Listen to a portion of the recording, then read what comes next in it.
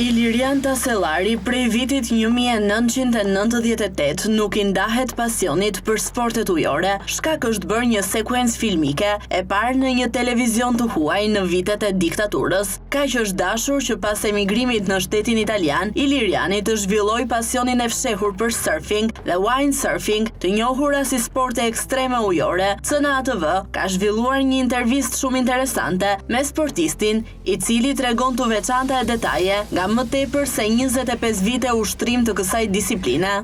I përket fëmijërisë së eshme, domethënë në një filmim që shikoja, domethënë normal nga filmimet e televizioneve të huaja, e pash për herë të parë dhe ngelemi shtangun ato sekuenca filmike dhe ngeli si një ëndër në sirtar, domethënë për të qenë dhe unë në atë lloj sporti.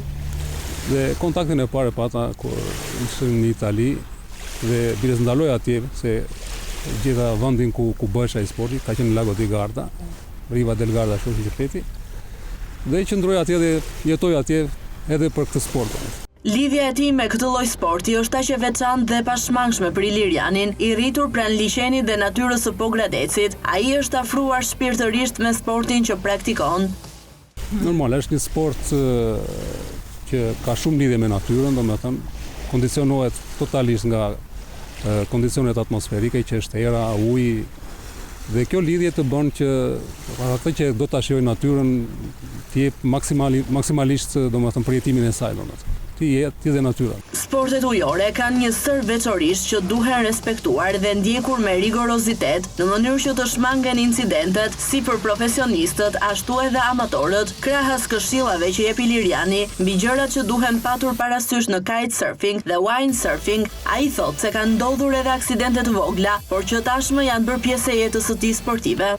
Si çdo lloj sporti, nuk është se ka vështirësi, është sport shumë I lehtë, domethënë sport që për një që është e pasionuar dhe e kërkon, e mëson shumë lehtë, por kryesorja është që duhen respektuar ato që tham limitet dhe kondicionin meteorologjike domethënë. Parasysh është në rast parë siguria domethënë. Në çdo lloj sporti nëse ti nuk respekton ato limitet, atëherë ti do dëmtohesh. Që të evitosh dëmtimin, është që të respektosh intensitetin e erës, të respektosh për shembull ato peripecite që asnjëri nuk I ka të kënd, për shembull rufet, kur është koha e vrentur. Edhe dëmtimet që mund të jenë në aspektin telat e tensionit apo rruga apo njerëzit e tjerë në plazhe kur janë të populluara kështu me radhë. Për fat jo, por ndaj vetes po, se si çdo lloj sporti ka dhe aksidente në sport, por ato ngelen gjëra sekondare dhe nuk na krijojnë problem domethënë. Normal, bën pjesë e gjës domethënë. Ta zhvillosh këtë lloj sporti në grup është kënaqësi më vete për Ilirianin. Në Shqipëri, ky lloj sporti ka marrë zhvillim vitet e fundit. Por fatin më të madh Iliriani e ka patur në Itali, në një aktivitet ku janë mbledhur të gjithë kampionët e botës. Se normal, edhe pse është një sport solitar, domethënë që ti e bën vetë, kthehet diçka më e bukur kur ajo kthehet në një komunitet ose në një grup domethënë. Gjithsesi ngelet prapë I bukur edhe vetë, por me vitet që kalojnë edhe njerëzit ndryshojnë, domethënë sot ka dhe të rinj që e kanë përqafuar dhe më bëhet mirë që kemi shokë e miq edhe sidomos në zonën e Ultësirës, flas në Shqipërinë, në Durrës, në Darzez, në Vlorë, që e praktikojnë dhe më bëhet qefi, po Gradec si diçka vendjoshëm që e favorizon këtë lloj sporti, se nuk është shumë I ventiluar, nuk është shumë vend me erëra. Gjithsesi prapë interesi të rinjve është evident duket. Tek qyteti ku ndodhesha ishte një qytet që krijohej që bëhej një nga etapat e Kupës së Botës në freestyle, domethënë windsurf freestyle. Dhe fati ishte që aty shikonim si të thuash kampionët e botës që vinin dhe vendi është me emër, domethënë quhet Meka e windsurfit në Itali, është vend referencë domethënë për windsurfin edhe për kitesurfin. Diçka më pak në atë zonë ku isha unë, se ishin zona të ndara domethënë për çështje sigurie, por për windsurfing kishte vend referencë domethënë në Itali.